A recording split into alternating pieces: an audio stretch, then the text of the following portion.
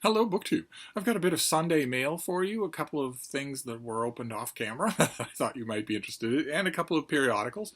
Two square-bound glossies that came at the same time. I got the new Vanity Fair with Jennifer Lawrence on the cover, and the new Esquire with Keanu Reeves on the cover. And I thought we'd go through just a bit of them together. First, I want to show you the picture spread that Vanity Fair does for Jennifer Lawrence. That is a representative picture from the spread. Let's see if we can find another one. Yes, there we go. In case you're wondering, that's not your screen. That is genuine pornography industry soft focus. So naturally, of course, since Jennifer Lawrence is by any objective measure, aside from the dude bro world, a bigger movie star than Keanu Reeves, then we have to assume that Esquire's treatment of Keanu Reeves photographically will be the same way, right? It'll be the same kind of thing. Yeah, it looks the same, doesn't it? Yeah, it's nice. It's nice and crisp. It portrays him as a brooding, deep thinker. He is, needless to say, fully clothed.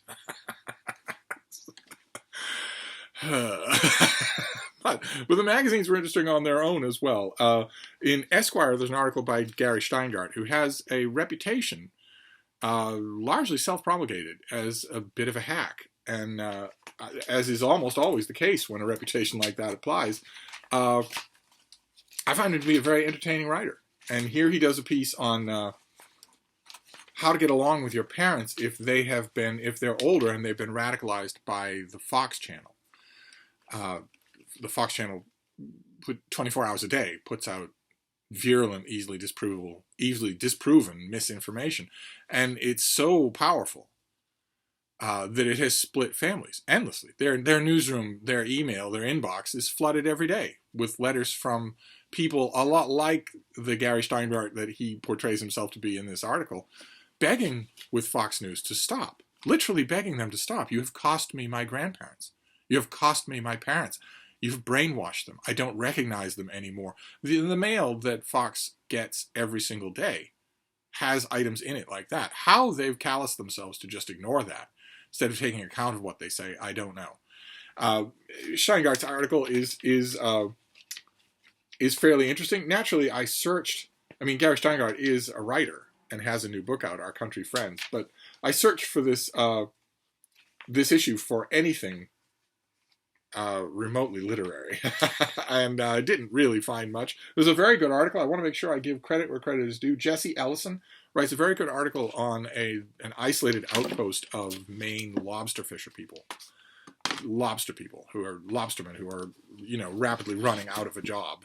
And it was very moving. And there was a similar piece in the new Vanity Fair about the war in Afghanistan, written by Sebastian Junger, a writer who's really, really good, and he's so good that I really wish he weren't. I wish, if he didn't have the writing talent that he did, it would be so easy for me to dismiss him and his chest-thumping toy truck brand of machismo that has floated his entire career. The one book I know of that he wrote that wasn't specifically mining that vein was a book in which he misunderstands a famous murder case. But other than that, he usually does that sort of thing. He'll write about boxing or whiskey or hobos or war. And I always want to dismiss him, but he's a really good writer, so there's no way to do it. No way for me easily to do it. But that wasn't the thing that got most of my attention in this article. In this issue, I want to get you to, let's go specifically to the article that did the thing. I read the Jennifer Lawrence piece. It was dutiful. So was the Keanu Reeves piece. These things are, unless you get somebody who really knows what they're doing, as far as, we also have the world of high fashion, which will never desert us. But unless you get somebody that really knows what they're doing, Esquire for a long time had Scott Rabb, who could not only do by the numbers celebrity profile, but could also make it sit up and sing for its supper, it's kind of rare. Usually you really feel like it's just by the numbers. It is, of course, by the numbers. It's part a publicity campaign for something or other. The star in question is never just bored one day and calls up a profiler. Instead, their management has told them to go and sit for a day with this person, and then the person will lie and say that it was weak. And there's a sweepstakes involved in these kinds of pro forma celebrity profiles. There's a sweepstakes involved, kind of behind the scenes gamesmanship between the writers as to how they'll do the short list of things that they have to do. They have to make the star seem relatable when the star is usually a nuclear level asshole to them when they're talking in the interview. They have to hide that fact, or in very rare instances, they make that the point of the article, and they have to clear that as well. I mean, these things are bought and paid for. But sometimes that works in the artist's best interest. It, of course, wouldn't work with Jennifer Lawrence, and it wouldn't work with Keanu Reeves either. But it has been known to happen that a profiler will just be treated so egregiously badly by the star in question that they write the whole piece about that. It does happen. A long, long time ago, there was a very famous incident, very famous example of that with TV Guide, which I don't even know if TV Guide is a magazine anymore, but once upon a time, it was a small digest-sized magazine that was extremely powerful. Once upon a time, before the internet, TV Guide was extremely powerful and managed to pull in some really good writers. The front of every issue, before you got to the ratings and the rundowns and whatnot, none of you are going to know what I'm talking about because things don't have. There were only 3 or 4 networks back in the benighted era that I'm talking about, and TV Guide told you what was coming up, what was on those networks, and when and where and for how long with a brief thumbnail description. But there were articles ahead of time. There were articles in the front of the magazine that could sometimes be more substantive. There was one that was very, very good. No idea who wrote it. Long since gone. I don't keep TV Guides, so they're long since gone. But there was one article in the Ford administration, or maybe right after, where the writer analyzed the video footage from a famous incident where Gerald Ford tripped and stumbled on a slick airplane, one of those rolling steps that they roll up to an airplane. It was such a famous piece, such a famous incident that it was lampooned endlessly on Saturday Night Live by Chevy Chase. But the writer of this piece examined the film and said, no, this isn't clumsiness. This is someone who lost it, yes, on a slick stair, dare you to do it 20 times in a year and not have that happen to you at least once, and who then used the reflexes of a trained athlete to recover before he dragged anyone else down with him. And I have watched that film footage and been convinced. And in those heydays of TV Guide, they sent a writer to profile Peter O'Toole, who I think, again, even then, even before the internet and before movies were a trillion, a country gross national product event in industry, there was still a production team that sent you to do these things, and it was always in conjunction with something else. I think it was a wretched TV movie that he did with Jodie Foster called Svengali. I think that was the thing, but I'm not 100% sure what the product was. But O'Toole never showed up. He never showed up for the review. And rather than cancel it, TV Guide gave the writer free rein to write about that fact, and it was a scorching piece. I don't know that it did. I mean, at that point, what are you going to do? To Peter O'Toole's reputation, what are you going to do? To the star of Lawrence of Arabia. But that nowadays is not going to happen off tether. Nowadays, even that kind of a scalding piece has to be run by the management team and the lawyers at the studio. And the magazines have to kowtow, because the very last thing they want is to be put on some sort of list and have access curtailed or denied. So in both cases, the celebrity profiles were a little pro forma. At least when Scott Rabb wrote them, you got his writing. you got his writing to sort of counterbalance. And every once in a while, in fact, I think usually the magazine got in the habit of sending him out to talk to stars that weren't going to BS him and that knew perfectly well that they were part of a PR campaign. So they wouldn't just sit there and enthuse about how this is the role of a lifetime and I've always wanted to do this. They wouldn't do anything like that. Take my word for it. Whether it's Andrew Garfield playing Spider-Man or anything else, whenever you hear that from a Hollywood star, they're simply lying through their teeth. It's just another job to them. It's never a dream come true. But anyway, in Vanity Fair, in addition to page after page after page after page of full-color paid advertisements for tobacco products, which, as we've mentioned on this channel, kill their users. they kill their users. They also kill anyone around their users. They are a deadly product. There is no conceivable way that they should be legal, much less lauded, except that Big Tobacco, because it's a drug dealing company, has God's own amount of money. So not only can they buy lawmakers outright, just buy them outright, make a holding company so that there's nothing that says tobacco anywhere in your list of donors, and just buy them.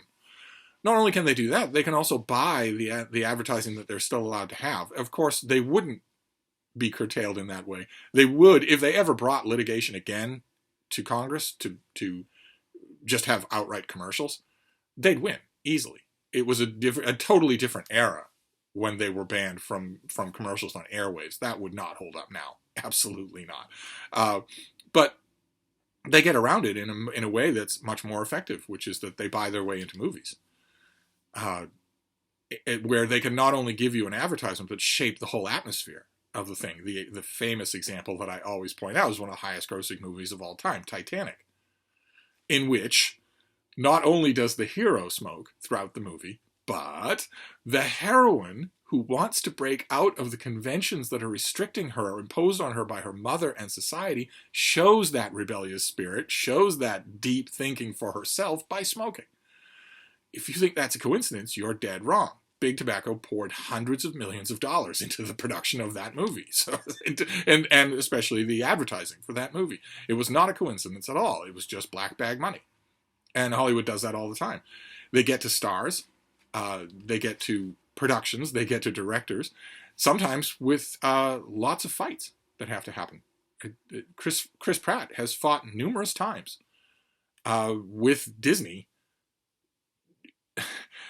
for the right to have Peter Quill light up a cigar in Guardians of the Galaxy. He's fought many times explicitly for that to happen. Solely because, well, partly because he's an addict, and addicts like nothing more. You think they want to be cured, but they don't. They usually want nothing more than to validate their addiction. It's only when they hit rock bottom, it's only when they lose everything that they want to be cured. And that's usually too late. With tobacco, that's usually too late.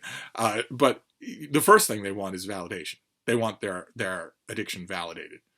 And which is why a young Hollywood star who scrupulously scrubs the internet and all kinds of interviews in Esquire or Vanity Fair for any mention or hint of tobacco use early in their career, once they achieve a certain amount of status and no one around them is telling them no anymore, they'll not only insist on smoking at interviews, in PR photos, but also they'll insist contractually that they can smoke in their movies. Because they want the validation more than anything else. Chris Pratt has so far been told no, but I don't think it's far off.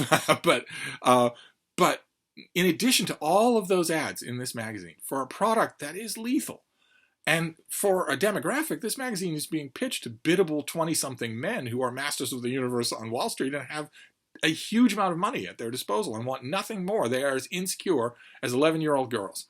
They want nothing more than to fit in and look cool, look like they're masters of the world.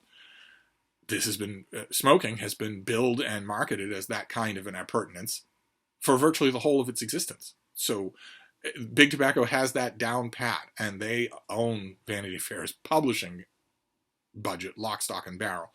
But in addition to all of that, as if that weren't bad enough, there's an article in here about how great vaping is. It's by Vanessa Grigoriadis. And it's called The Jewel Case, What We May Have Lost When the Question of Vaping Got Political. And the article goes on in a kind of a wistful tone about how, it's a shame that this became a political football because it's so much less harmful than combustible tobacco. Unbelievable. Just unbelievable. If Vanessa Grigoriadis is a freelance writer, then of course she was given slave wages for the work and effort that she put into an article that is very well written. But the magazine certainly got paid a gigantic satchel full of money with a $sign stitched onto it for doing what is essentially a huge advertisement for a nicotine delivery device. That is, if you think that Big Tobacco is not invested up to its eyeballs in vaping, and especially Juul, you're crazy. You just haven't looked into it enough. Again, look for an anonymously, innocently named holding shell companies. that are funneling millions of dollars behind the scenes. That's what you have to look for. It won't say tobacco. But I think Vanessa mentions once in this article in passing that vaping is 10 times more addictive than combustible tobacco cigarettes. 10 times more addictive. and cigarettes aren't exactly pikers when it comes to being addictive in the first place. These things are 10 times more addictive, and they are made, Juul makes them look like flash drives. I'm sure you've seen them. Although maybe if you're a parent, you haven't known that you were looking at one. It looks like a thumb drive that you stick into a computer. It's designed to look that way. It's designed, in other words, to avoid detection by parents. Which is exactly the sort of thing a company that doesn't think it's doing anything wrong would do. Ridiculous. But it does one more thing, right? If you're making a product that's 10 times more addictive for young people who don't have any impulse control or who are incredibly vulnerable to peer pressure and wanting to look cool, if you're making a product that's 10 times more addictive for them and you're intentionally making it look like something they can hide successfully from their parents, what are you also doing? What are you also doing smuggled in the back door? You're creating a gradation of cool. That when you're a certain kind of consumer, and a certain kind of addict will need to use this thing because they have to hide what they're doing. And then once you don't have to hide what you're doing, you can graduate from there. And don't think that isn't part of the plan. Of course, the plan is always to sell actual paper combustible tobacco cigarettes. That is always the plan. There are billions worldwide involved in that plan. Big Tobacco might be invested up to its eyeballs in vaping, but only to drive commerce back to its home product, not to divest from that product, not in a million years.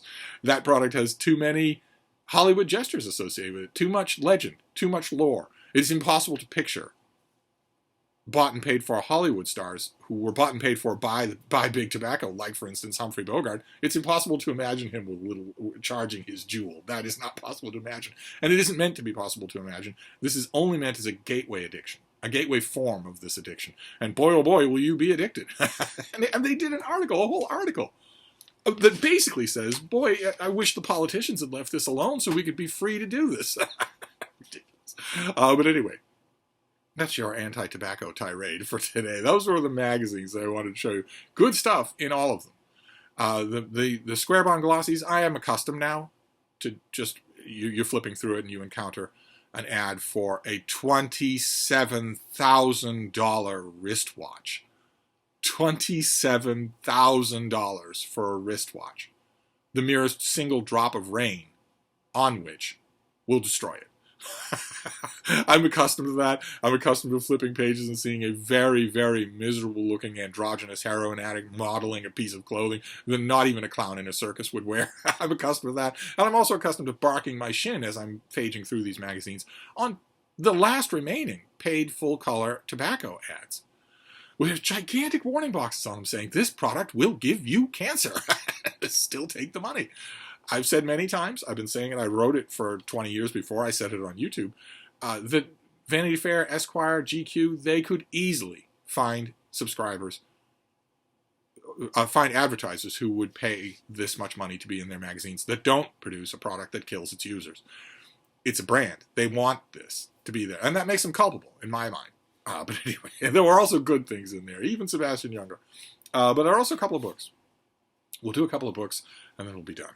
The first one, I opened both of these off camera, but I wanted to show them to you anyway. This first one is a revised, updated edition of Write Screenplays That Sell the Ackerman Way by Hal Ackerman, with the blurbs configured as old-style movie tickets on the cover. I thought that was a nice touch. And I know quite a few of you have dreams of writing that killer screenplay. This has a ton of blurbs, probably some of them carried over from the earlier editions. And Hal Ackerman, I imagine those of you who are screenplay bros will already know who he is. But he is, let's see, over the last quarter century, dozens of screenplays written in Hal Ackerman's classes have been sold, and several have become films, including one starring Tom Hanks, Gwyneth Paltrow, Christian Bale, Hilary Swank, and Diane Lane. They have won accolades in many prestigious contests and have been the gateway scripts for writing jobs in feature films and TV, including HBO, Showtime, TNT, OWN, ABC, NBC, CBS, Disney, and more. So that's a lot. That that tells you that the principles in here have been tested in the most true way imaginable in the industry. I had once upon a time a friend who was a writer, an earnest mid-list writer, and literally did what Holden Caulfield talks about in Catcher in the Rye. He went to Hollywood and sold out, and never wrote another novel. Never did any of the pitiless, thankless work of writing a novel where it's agony and you go through draft after draft after, especially if it's a long, ambitious novel, you go through draft after draft after draft, and you miss out on personal events and time with friends and whatnot. And then you go through the editing process, and then it goes to press, and you get a trickle of reviews, and the reviewers mostly don't understand what you wrote.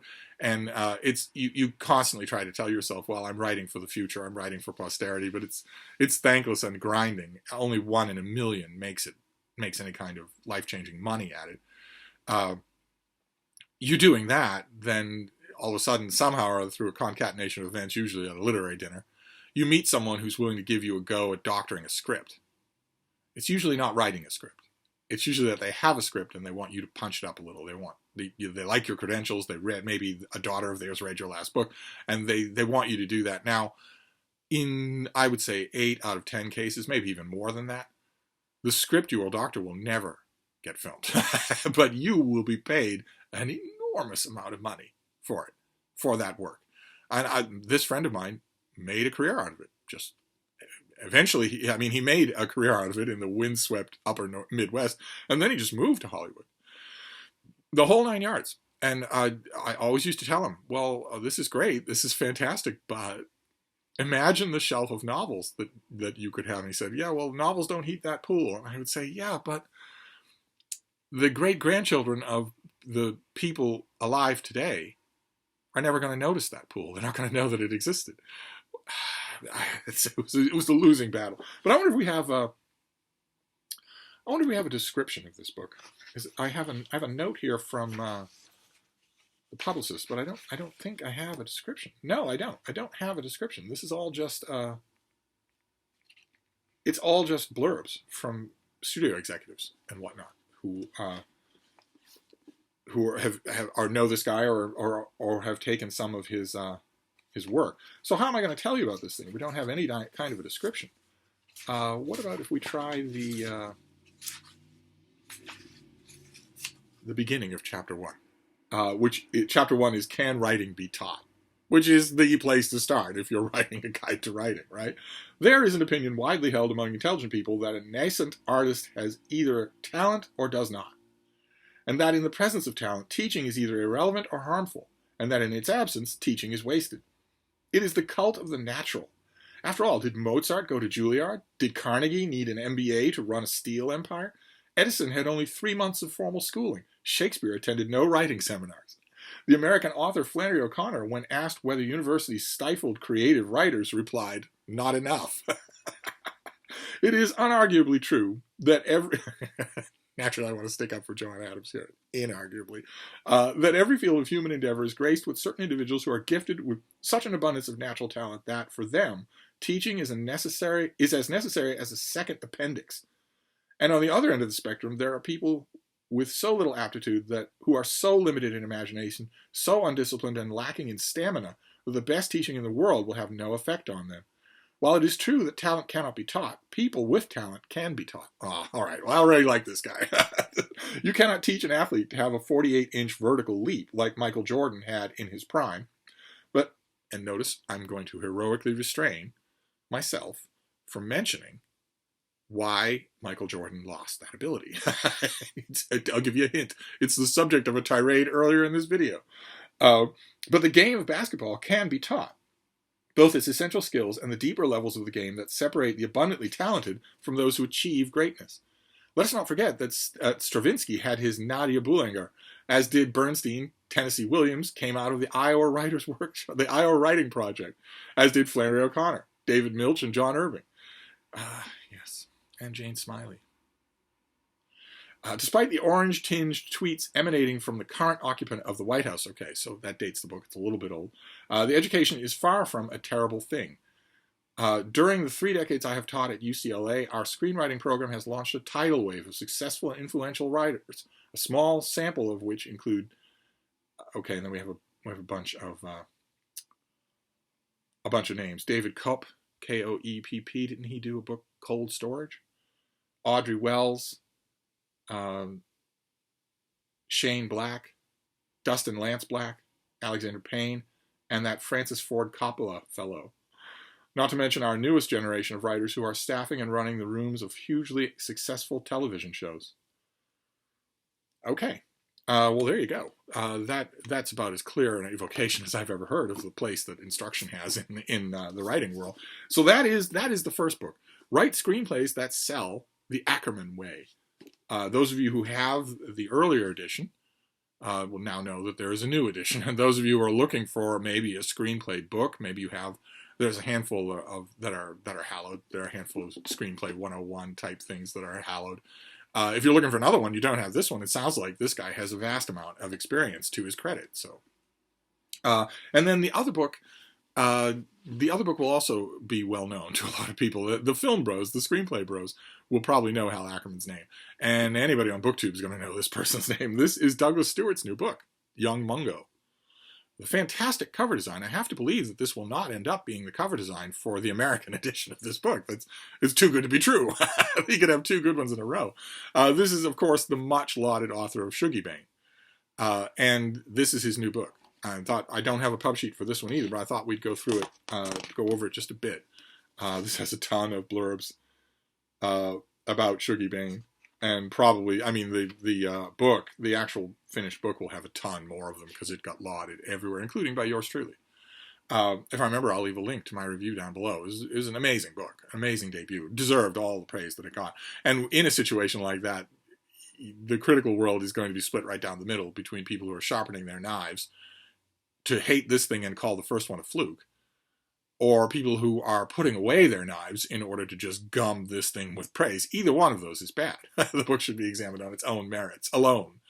But the critical, a follow-up to a debut like Shuggie Bain, oh my, oh my. The good thing for the author is that guarantees this will be reviewed everywhere.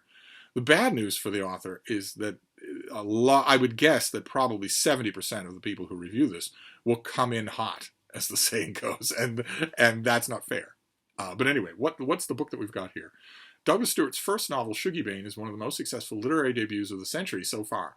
It was awarded the 2020 Booker Prize and is now published or forthcoming in 40 territories, having already sold more than 1 million copies worldwide. Now he returns with Young Mungo, his extraordinary second novel. Keep in mind, this has a long and storied history in contemporary novel writing history. The sophomore slump is long and storied. 5 years in the writing, it is both page-turner and a literary tour de force, a vivid portrayal of working-class life, and a deeply moving and highly suspenseful story of the dangerous first love between two young men, Mungo and James. Born under different stars, Mungo a Protestant and James a Catholic, they should be sworn enemies if they're to be seen as men at all. Their environment is a hyper-masculine sectarian one, for gangs of young men and the violence they dole out dominate the Glaswegian estate where they both live. And yet, against all odds, Mungo and James become best friends as they find a sanctuary in the pigeon dovecote that James has built for his prize racing birds. As they fall in love, they dream of finding somewhere they belong, while Mungo works hard to hide his true self from all those around him, especially his big brother Hamish, a local gang leader with a brutal reputation to uphold. But the threat of discovery is constant and the punishment unspeakable. And when several months later Mungo's mother sends him on a fishing trip to a loch in western Scotland, together with two strange men whose drunken banter belies murky past, he will need to summon all his inner strength and courage to try to get back to a place of safety, a place where he and James might still have a future.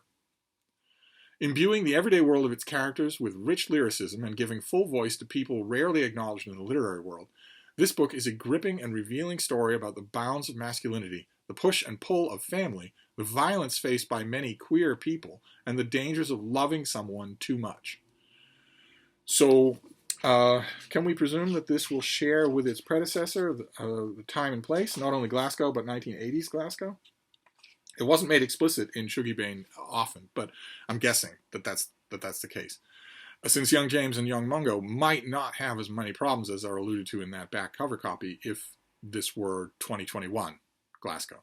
So it's possible that this is the same world. And if it is, well, then you've got the grist for a great story, because there are still many cultures, places, enclaves everywhere in the world where it simply isn't possible to be gay, where that simply isn't possible, where it has to be hidden or you will be beaten or killed, where that has to happen. We often think reflexively, and especially in the 21st century, that that's mostly confined to conservative Muslim countries, for instance.